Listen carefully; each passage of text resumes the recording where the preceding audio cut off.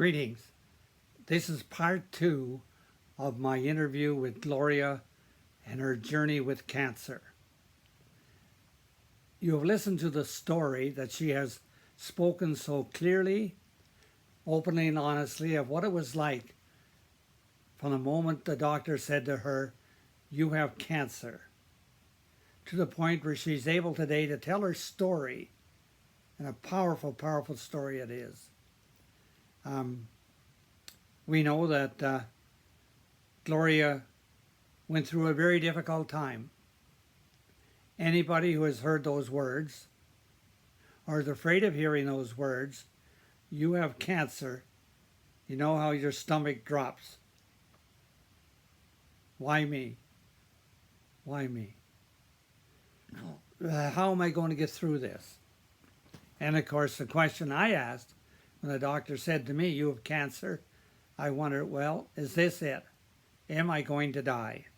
Normal reaction. But now that Gloria has made this journey, she spoke in the interview about it itself, what it was like for her, and how she managed it, and all the people who helped her through it. And that's a marvelous thing to know, that she was never alone. And that's one of the things that she really values.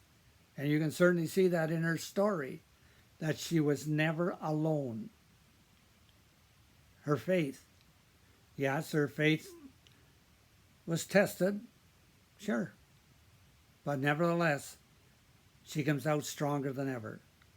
So the first thing a couple things that she put in the wind-up, which we weren't able to catch on the part one, was first of all her deep gratitude to the doctor, to the surgeon.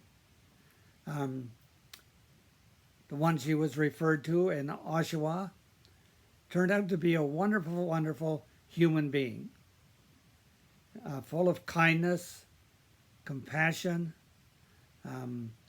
spoke clearly the truth of the situation, very patient, and of course, skilled, highly skilled.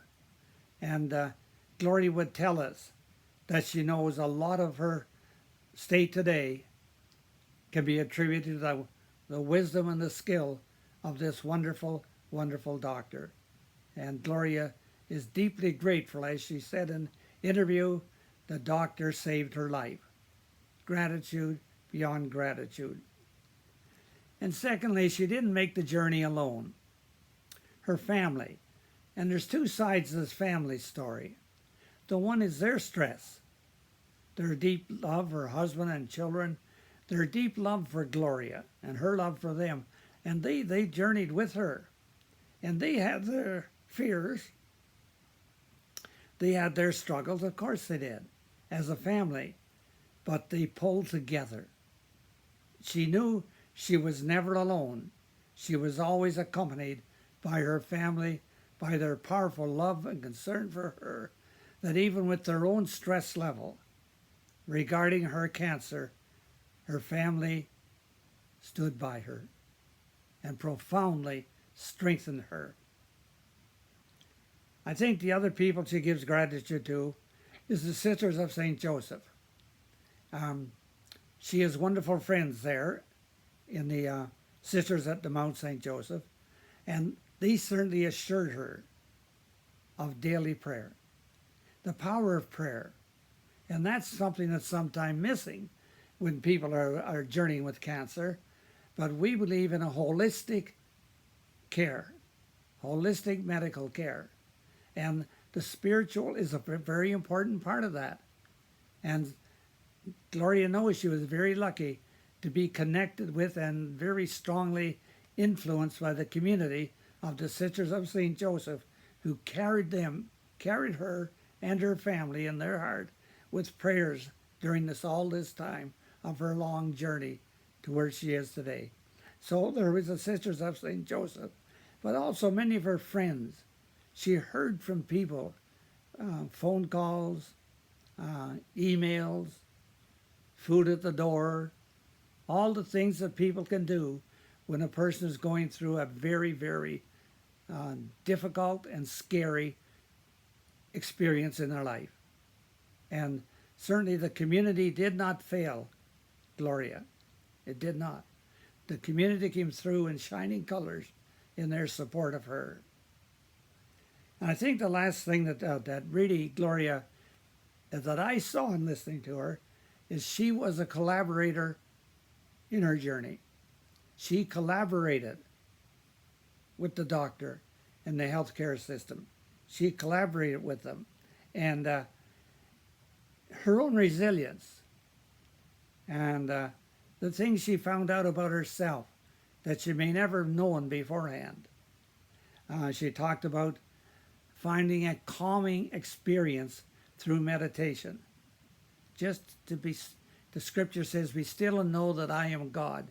Being still, to still the mind. And when you still the mind, you still the emotions. And somehow the spirit is much stronger. So she talked about meditation. She talked about the beauty of nature, of going for a walk with a dog in nature. And there she felt embraced by God's presence. And that presence calmed her down many, many times. So I think that we have to look at Gloria today and realize that she is indeed a woman who's gone through a very strong and difficult, frightening experience. And yet, here she is today, having the courage to speak up and talk about it. And hopefully her story will be a source of hope and strength to other people who hear those dreadful words. You have cancer. You have cancer.